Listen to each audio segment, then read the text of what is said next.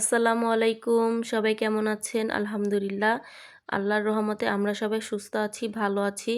তো এই দেখেন এদিক দিয়ে হচ্ছে সকালবেলা আমার বাবা সুন্দর চিংড়ি মাছ, এটা হচ্ছে শৈল মাছ, তারপরে শিং মাছ, তারপরে হচ্ছে ট্যাংরা মাছ, সব দেশি নদীর মাছ।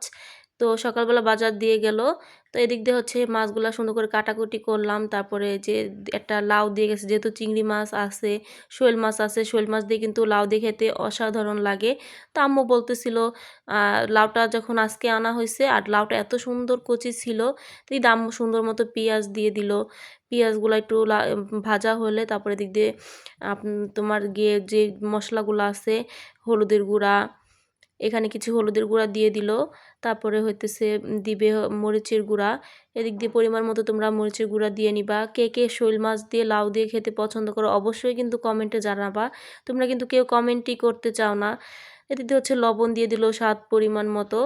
তারপরে একটু পানি দিয়ে আর কি একটু কষানো। এদিক দিয়ে কিন্তু আম্মু ভুলে পানিটা একটু বেশি দিয়ে ফেলছে, তোমরা কিন্তু আবার অন্য কিছু মনে করো না।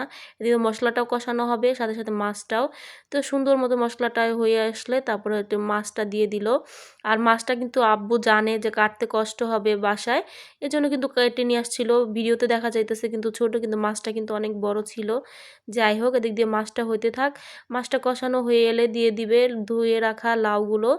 সুন্দর করে লাউটা হালকাভাবে একটু কষানো হলে, লাউ কিন্তু এমনিতেই অনেক পানি ছাড়ে, তো পানি দেওয়ার কোনো দরকার নাই। আসলে অনেকে রান্নাটা জানো, কিন্তু আমি এমনি আর কি বলতেছি যেহেতু ভিডিও নেওয়া হয়েছে। তো কে কোন জেলা থেকে আমাদের ভিডিও দেখো অবশ্যই কিন্তু কমেন্টে জানাবা। আর অনেক হয়তো মুরব্বিরাও আছে যারা আমাদের ভিডিও দেখেন, তো তাদের প্রতিও সালাম আর অনেক অনেক ভালোবাসা। আপনারা অবশ্যই কমেন্ট করবেন যে কে কোন থেকে ভিডিও দেখেন। আপনাদের এক একটা কমেন্ট কিন্তু ভিডিও করার জন্য অনেক আগ্রহ বাড়ে। তারপরে হইতেছে এদিক দিয়ে আম্মু সুন্দর করে লাউগুলা কষানো হয়ে গেল। তারপর আরেকটু ঢাকা দিয়ে দেখেন কত পানি ছাড়ছে। বললাম না লাউয়ের ভিতরে কিন্তু এমনি পানি দিতে হয় না, যেহেতু নরম ছিল, কচি লাউ ছিল। যাই হোক, এদিক দিয়ে হচ্ছে টমেটো দিয়ে দিল। তারপর টমেটোগুলা দিলে কিন্তু অনেকে টমেটো দেন না, আর আমরা কিন্তু লাউয়ের ভিতরে অবশ্যই একটু টমেটো দেই। ভালো লাগে যে যেমনভাবে খায়। এদিক দিয়ে কাঁচামরিচগুলো আমার আম্মু একটু পরেই দেয়, কারণ স্বাদটাও বাড়ে আর ঝালটাও একটু কম লাগে। তো যাই হোক, এদিক দিয়ে একটু নাড়াচাড়া করে এদিক দিয়ে হচ্ছে লাউটা হয়ে যাবে। তো কে কে শৈল মাছ দিয়ে লাউ খেতে পছন্দ করো অবশ্যই কিন্তু জানাবা। কিন্তু একটু সাধারণ ধনেপাতা দিয়ে এদিক দিয়ে কমপ্লিট হয়ে যাবে লাউ রান্না। তো আজকে কিন্তু সুন্দর সুন্দর খাবারের রেসিপি। ইফতার করে কিন্তু রাত্রে খাওয়া যায় না, যদি রাত্রে খায় তাহলে কিন্তু সেহরির টাইমে খাওয়া হয় না। তো যাই হোক, এদিক দিয়ে হচ্ছে পুঁই শাক দিয়ে চিংড়ি মাছ দিয়ে রান্না করবে। তো এদিক দিয়ে সুন্দর মতো আম্মু একটু সরিষার তেল দিয়ে নিল, আমরা সরিষার তেলটাই খাই। আর হইতেছে পেঁয়াজ দিয়ে নিল, সুন্দরভাবে একটু নাড়াচাড়া করে তারপরে হচ্ছে দিয়ে দিবে মাছ। তো এদিক দিয়ে আম্মু মাছটা সুন্দর করে দিয়ে দিল। এটা কিন্তু চিংড়ি মাছ। চিংড়ি মাছ দিয়ে একবার বলতেছিল যে লাউ দিয়ে রান্না করবে, তো বললো আচ্ছা চিংড়ি মাছ দিয়ে পুঁই শাক হোক আর হচ্ছে লাউ দিয়ে শোল মাছ রান্না করি। তো আজকে দুইটা রেসিপি ছিল।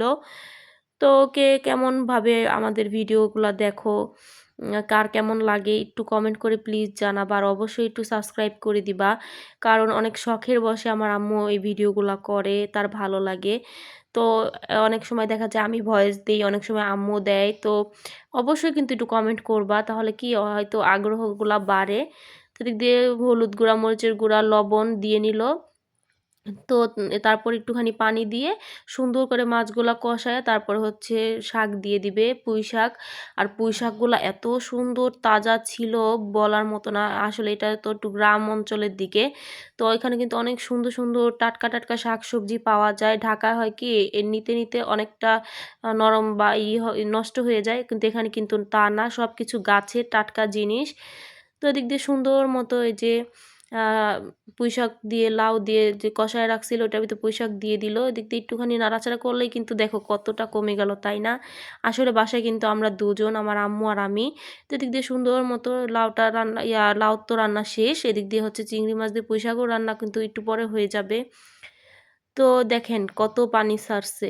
আসলে ভাজি বলতেই পানি।